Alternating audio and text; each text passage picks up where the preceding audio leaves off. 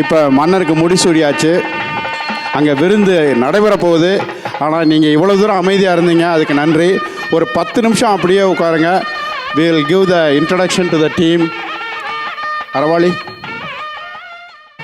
இதுவரை நீங்கள் அமைதியாக இருந்து கண்டுகளித்ததற்கு சிகாகோ தமிழ்ச்சங்கம் சார்பில் மிக்க நன்றி.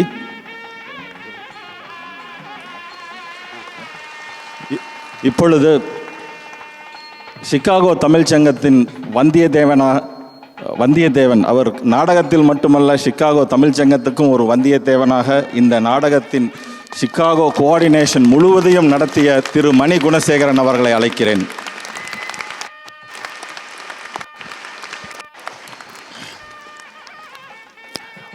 ஒரு கலைஞனுடைய கடமை ரசிகர்களை மகிழ்விப்பது. ஆனால் ஒரு கலைஞனை மகிழ்விப்பது உங்களுடைய கரவொலி. அந்த கரவொலியை வாரி வாரி தந்த உங்களுக்கு எங்கள் முதல் கண் நன்றி. அடுத்து ராஜராஜன் பிறந்ததற்கு நன்றி.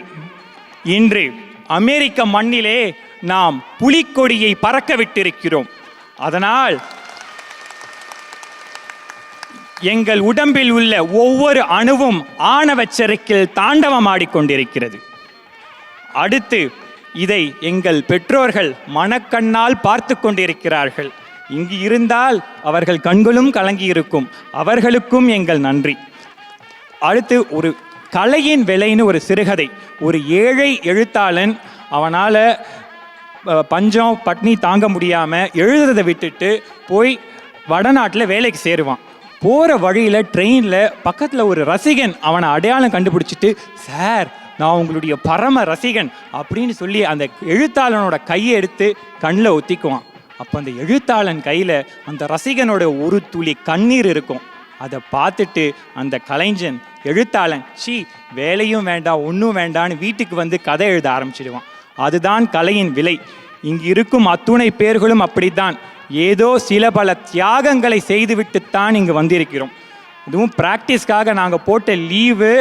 மண்டே போனாதான் எங்களுக்கெல்லாம் வேலை இருக்கா இல்லையான்னு தெரியும்.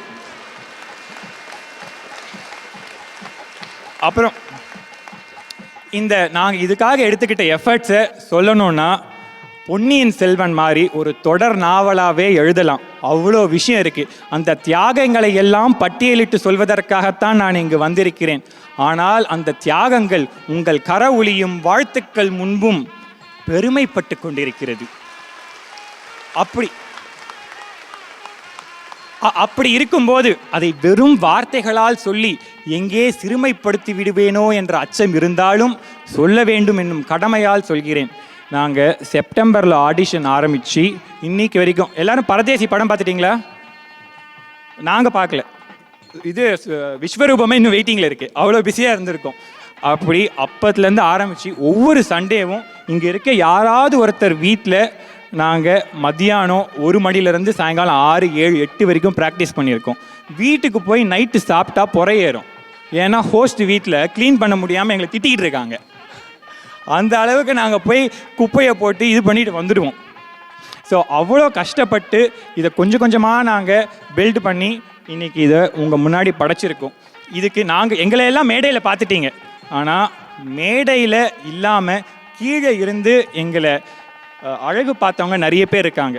அதில் முதல்ல யாரை நான் சொல்ல போகிறேன்னா, எங்களை எல்லாம் இங்கு மேடையின் நாயகிகளாய் உழவ விட்டு இருந்து, ஆனால் உண்மையில் இந்த விழாவின் நாயகன் ஒருவர் இருக்கிறார்.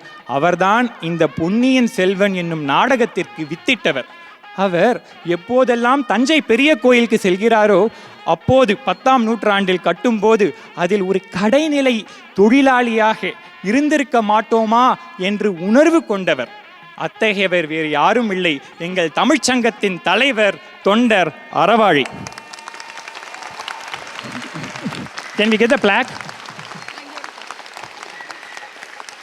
சோமு பிளாக் கொடுங்க. இந்த மேடைக்கு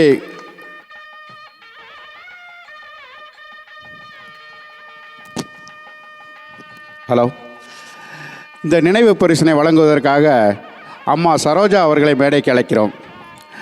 அவங்கள பற்றி என்னென்னா, அவங்க தான் ஸ்ரீராமனோட அம்மா. ஸ்ரீராம் ஆழ்வார்க்கடியானோட அம்மா. நாங்கள் இந்த ட்ராமா போட ஆரம்பிச்சிட்டோன்னே கடைசி 2 மாதம் நான் அங்கே தான் இருக்க போகிறேன்னு வந்து எங்களோட ஒவ்வொரு ப்ராக்டிஸுக்கும் நாங்கள் 1 மணி சொன்னோம்னா 12 மணிக்கே வந்து 6 மணி சொன்னோம்னா 7 மணிக்கு போகிற ஒரே இளைஞி இந்த அம்மா தான். ஏன்னா எதுக்காக இளைஞன்னு நான் வந்து ஒரு பெருமைக்காக சொல்லலை. போகும்போது அவங்க முகத்தில் மட்டும்தான் உற்சாகம் இருக்கும், எங்களுக்கெல்லாம் டயர்ட்னஸ் மட்டும்தான் இருக்கும். ஸோ அவங்கள இங்கே கூப்பிட்டு கௌரவிக்கிறதுல நாங்கள் பெருமைப்படுகிறோம். அறவாளி தான் இதை சஜஸ்ட் பண்ணார். அன்னையர் தினத்திற்காக நமது அன்னையை அழைக்கிறோம்.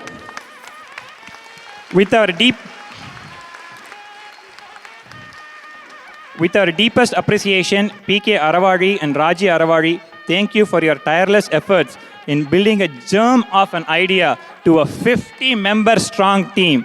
We love you. Ponniyin Selvan team, Chicago.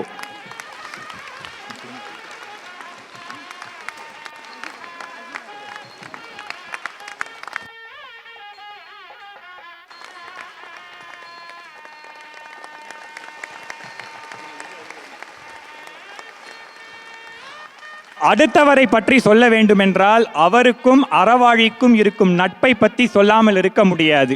இவர் நினைத்தால் அவர் சொல்லாமலே இவர் செயல்படுத்துபவர். கோ கெட்டர். இன்று அரங்கம் நிரம்ப காரணமானவர்.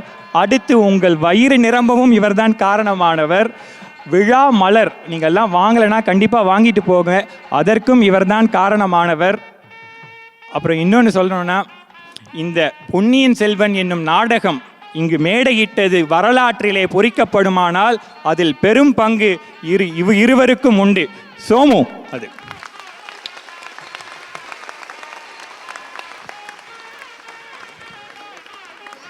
கலை அண்ட் சோமு. கலை எங்க இருந்தாலும் வருக.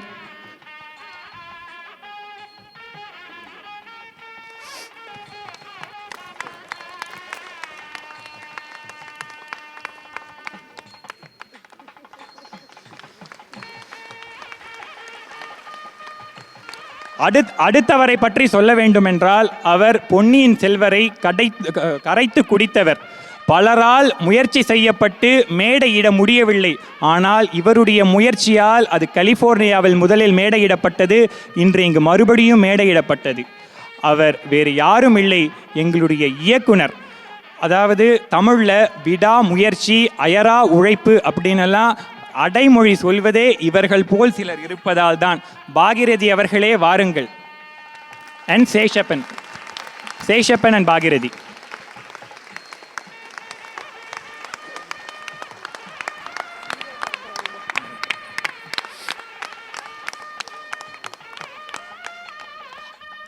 அடுத்தவரை பற்றி சொல்ல வேண்டுமென்றால் நாங்கள் இங்கெல்லாம் பேசிக்கொண்டதை தான் நீங்கள் பார்த்தீர்கள். ஆனால் நடுவே பல இசைகள், ஸ்பெஷல் எஃபெக்ட்ஸ் எல்லாம் வந்துட்டு இருந்தது.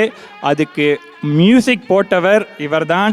இவர் திரைப்படங்களுக்கு கூட மியூசிக் போட்டிருப்பதாக பேசப்படுகிறது. அவர் கலிஃபோர்னியாவிலிருந்து பாகிரதியுடன் வந்தவர். துணை இயக்குனர் ஸ்ரீதர்.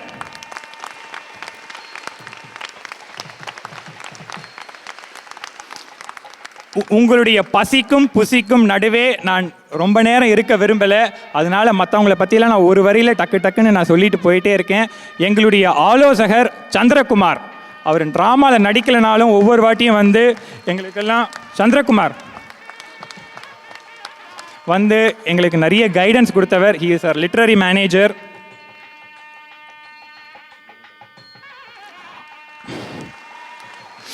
நீங்கள் எல்லாம் பொன்னியின் செல்வரின் கோடிக்கரையில் கலங்கரை விளக்கத்தை பார்த்திருப்பீர்கள். ஆனால் இங்கும் 2 கலங்கரை விளக்கங்கள் இருந்தன.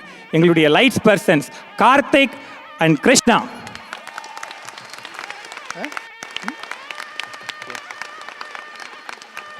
நான் ஃபாஸ்ட்டாக போயிட்டே இருக்கேங்க, அவங்க பின்னாடி இருக்கணும், ஏன்னா நீங்களாம் சாப்பிட போகணும். அடுத்து இந்த மேடையிலே மிதக்கும் படகை பார்த்தீர்கள். பின்னாடி வண்ணமாக சித்திரங்களை பார்த்தீர்கள். அதை மாட்டப்பட்ட ஸ்ட்ரக்சர்ஸை பார்த்தீர்கள். அதற்கெல்லாம் ஒருவர் காரணமானவர் கணபதி. அவரை மட்டும்தாங்க நான் இங்கே சொல்கிறேன். இதுக்கு பின்னாடி ஒர்க் பண்ணவங்க 7 பேர். நாங்கள் எங்கள் சார்ட்டில் ஹெல்ப்பர் 1, ஹெல்ப்பர் 2, ஹெல்ப்பர் 3, ஹெல்ப்பர் போட்டிருக்கோம். நேரமின்மையால் அவர் அவர் டீமே ரெப்ரசன்ட் பண்ணிக்கிறாரு. அதனால் அவருக்கு அதை கொடுக்குறோம். சரி, இது எல்லாம் நாங்கள் மேடைக்கு பின்னால் இருந்தவர்கள். இப்போது மேடையில் உங்கள் முன் தோன்றியவர்களை நான் வேகமாக அறிமுகம் செய்கிறேன். அங்கிருந்து நந்தினியாக தேவி,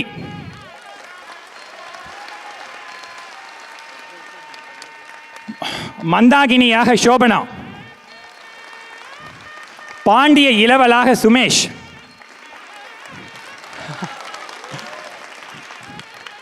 அப்புறம் சோபா பற்றி சொல்லும்போது she was also the costume designer, மறந்துட்டேன். அடுத்தது பூதி விக்ரமகேசரியாக நடித்தது சுதர்ஷன், மதுராந்தகராக நடித்தது சபரி, அடுத்தது புத்த பிக்ஷுவாக நடித்தது சந்திரா, அவர் தான் வணங்கா முடியாராவும் நடித்தது. ஆதித்த கரிகாலனாய் நடித்தது ரமேஷ், படகோட்டியாக நடித்தது அருள், இந்த மிட்காட்டன் தூக்குனது எல்லாம் அவர் தாங்க. அடுத்தது எங்கள் குழுவிலேயே இவர் தான் வயதானவர், இது வரைக்கும் ஒரு பிராக்டிஸை கூட மிஸ் பண்ணதில்லை, அனைவராலும் ஆசை தந்தையாய் பார்க்கப்பட்டவர் எங்கள் மலையமான் இந்திரராஜ் அவர்கள்.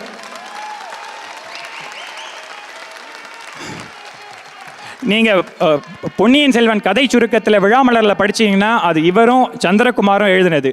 அடுத்து அவர்களுடைய மனைவி இங்கு சம்புவரையர் மனைவியாக நடித்த காந்திமதி, அடுத்து ராக்கம்மாளாக வந்து பாண்டிய நாட்டு வில்லத்தனத்தை காமித்தது சுதா, உங்கள் முன் வீரனாய் வந்து காமித்தது வரதீஷ்.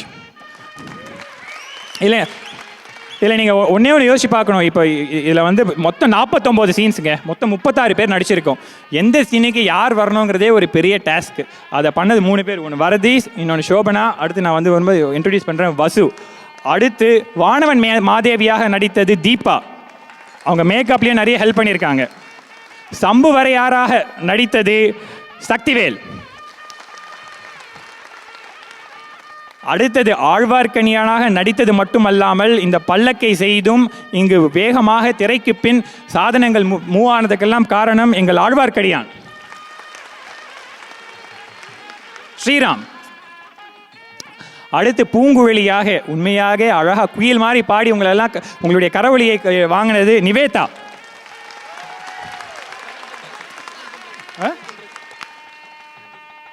ஆமாம், அவங்க இங்கே இப்போ தான் ஹைஸ்கூல் படிச்சுட்டு காலேஜ் போயிட்டான்னு நினைக்கிறேன். ஹைஸ்கூலில் படிக்கும்போது எனக்கு தெரியும் இங்கே படித்தே இவ்வளோ அழகாக தமிழ் பேசுகிறது is big applause for her. அடுத்து சாதாரண சிவபக்தனாக வந்துட்டு அப்புறமா ராஜா ஆயிட்டாரு, எங்கள் சேந்தன் அமுதனாய் வந்தது அரவிந்த். அப்புறம் எங்களுக்கெல்லாம் உண்மையாகவே வாழ்க்கையிலையும் ஜோசியம் சொல்லுவார், அப்பா மாதிரி இருப்பார், எங்களுடைய ராஜ் குழந்தை ஜோதிடராய். சீடனாய் வந்தது ஹரி, அவர் பின்னாடி ப்ராப்ஸ்லையும் நிறைய யூஸ் பண்ணிக்கிட்டு இருக்கார். அப்புறம் பெரிய பழுவேட்டரையராக இங்கே வந்து கலக்கினது நம்ம சேகர்.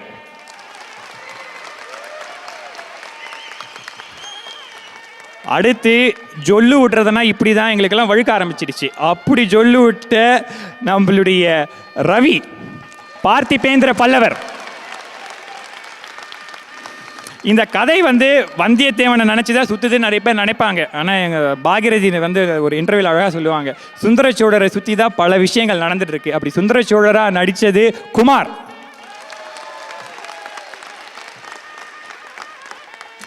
அடுத்து அனிருத்தரா எல்லாருக்கும் ரொம்ப அட்வைஸ், இங்கே மட்டும் இல்லை ஸ்டேஜுக்கு பின்னாடி ப்ராக்டிஸையும் பண்ணுறது எங்கள் ஆனந்தன். அப்புறம் இன்னொருத்தர் இங்கே பொன்னியின் செல்வனை கரைச்சி குடிச்சிருக்காரு அப்படின்னா இவரும் தான், எங்கள் சின்ன பழுவேட்டரையராக நடித்த ராம். இந்த கதையின் தலைப்பே இவருடைய பெயர் தான், பொன்னியின் செல்வனாக நடித்த ரங்கா. அடுத்தது செம்பியன் மாதேவியாக நடித்தது பூமா. இதில் நான் குந்தவை என்னையும் காதலிப்பாங்க, ஆனால் ஒருத்தர் வந்து என் மேலே ஒருதலை காதல் கொள்ளுவாங்க, அது மணிமேகலை. என் நிஜ வாழ்க்கையில் என் வாழ்க்கை துணைவி லக்ஷ்மி. அடுத்து குந்தவையாக வந்து அதாவது அந்த காலத்தில் ஒரு பெண் அரசாள்ற இடத்துல இவ்வளோ முக்கியத்துவம் பெறாங்கன்னா வரலாற்று வேலை எங்கேயாவது சொல்லப்பட்டிருக்கானா தெரியாது. அப்படி ஒரு மெஜஸ்டிக் கேரக்டர் எடுத்து பண்ணது வித்யா. இன்னொரு வீரனாய், அது மட்டும் இல்லாமல் கருத்திரமனா வந்து கதையுடைய மதுராந்தகனுடைய பின்னணியை சொன்னது எங்களுடைய ஸ்ரீராமன். ஆமாம், அப்புறம் எப்போ பார்த்தாலும் மயங்கி விழுந்துருவாங்க. மயங்கி விட்டாங்கன்னு நினச்சி விட்டேன்னா இருக்காங்க இங்கே. வானதியாக நடித்தது சரண்யா. அடுத்து இந்த பாண்டியர்களாக 3 பேர் வந்தாங்க. அதில் ஒருத்தர் இவர் எங்கள் நம்பி சோமன் சாம்பவன்.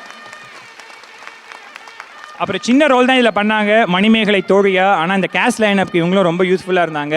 வசு. அடுத்து நாங்கள் வந்து பொன்னியின் செல்வன் அப்படின்னு அந்த ஆடிஷனுக்காக இமெயில் அனுப்பிச்சப்போ 10 நிமிஷத்தில் ஒருத்தருக்குலாம் ரெஸ்பான்ஸ் வந்தது. நான் I want to help in some way. அவங்களோட இமெயில் ஐடியே பொன்னியின் செல்வன் ஃபேன். இங்கே காஸ்டியூம் டிசைன் ப்ளஸ் எல்லாருக்கும் இண்டிவிஜுவல் ப்ராப்ஸ் எல்லாம் எடுத்து கொடுத்தது கமலா. இங்கே நந்தினி தோழியாக நடித்தாங்க. அடுத்து அந்த கூட்டத்துக்கே போவோம். இந்த பின்னாடி ஒரு 1000 மண்டபம்லாம் பார்த்துருக்கீங்க. அதெல்லாம் செஞ்சு இன்னைக்கு ஒரு வித்தியாசமான குரலில் பேசின முத்துவேலு. அதே கூட்டத்தில் இடும்பன்காரியாக வந்தது மகேந்திரன். அப்புறம் இது பண்ணது பிரேம். அப்புறம்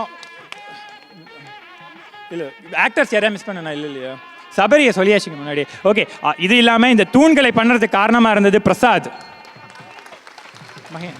அதை பற்றி ஒரே ஒரு வார்த்தை.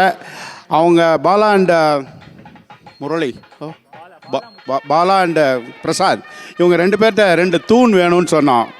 ஒரு மாதம் கழித்து கேட்டோம்னா க்யூரிங்கில் இருக்குன்னு அவ்வளோ பெரிய தூணை அவங்க பேஸ்மெண்ட்டில் பில் பண்ணி வச்சுட்டாங்க. So Bala please.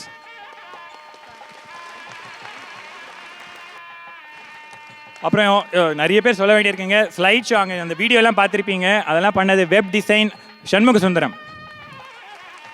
அப்புறம் இங்கே மகேந்திரன் சொன்னேன்.